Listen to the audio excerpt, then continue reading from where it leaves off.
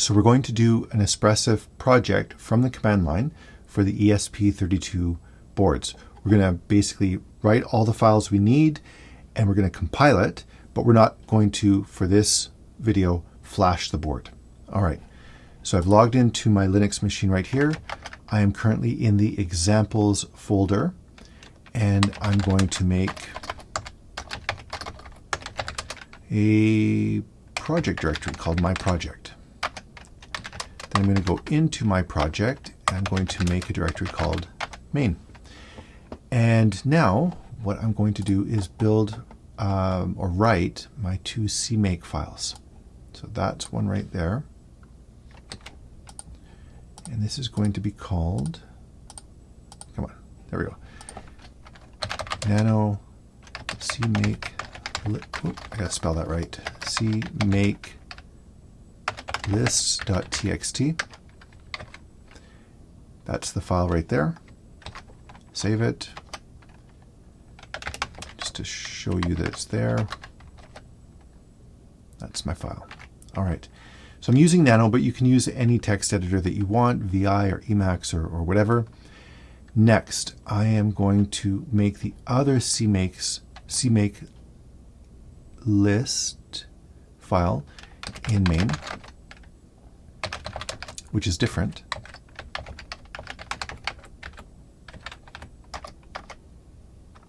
And this one is going to have this for contents. All right, so it has main.c in it, and it has the sub3.s in it, which is different than the other CMake file, which contained the name of the project folder. Okay, so from here, what I want to do is create a C file in my main folder. So where am I again? Just want to make sure. Yeah, I'm in main.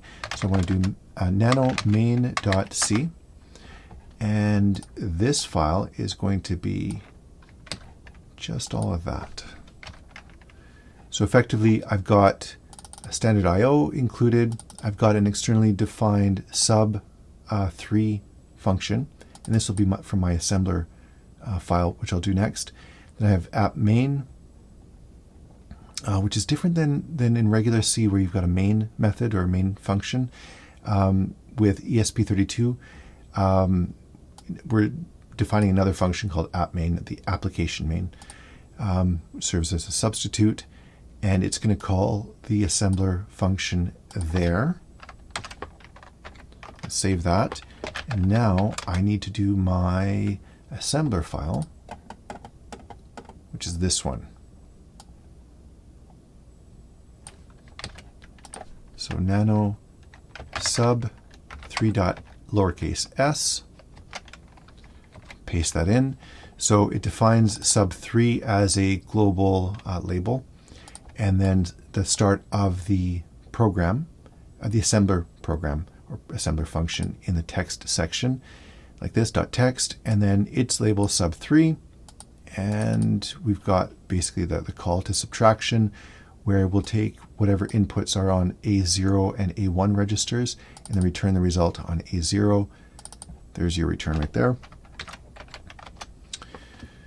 So I now have those three files in the main folder.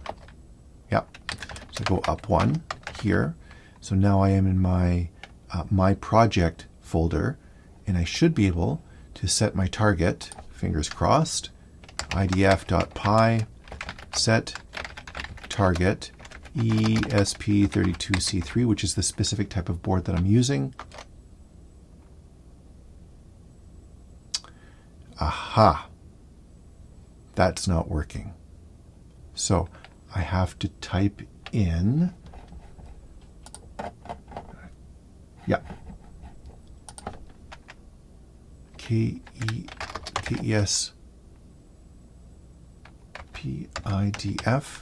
This is the instruction from Professor Kenev.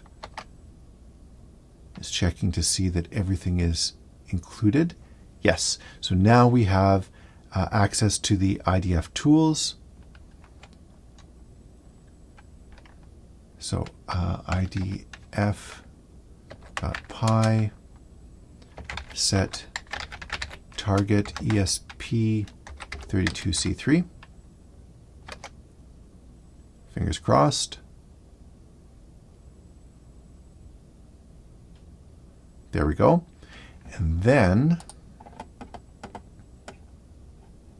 I want to do a build. And that's not quite right. It's idf.py. So idf.py build.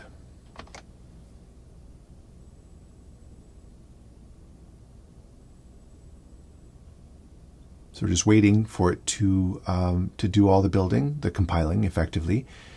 And it's going to put all of the executable files inside of the build directory. And it looks like it's done. ls, there's my build directory right there. Now, if I was in the lab right now and I wanted to flash the board, so I would plug it into the USB port, then I would do something like idf.py -p dev tty USB 0, assuming it's connected to USB 0, and then flash, or if I want to monitor the result, flash monitor, which is going to be important because we have a printf statement inside of the C program, and so it should be printing out to a location via serial communication that the monitor can pick up. All right, but I can't do that right now because I haven't actually plugged in to the computer. But there you go.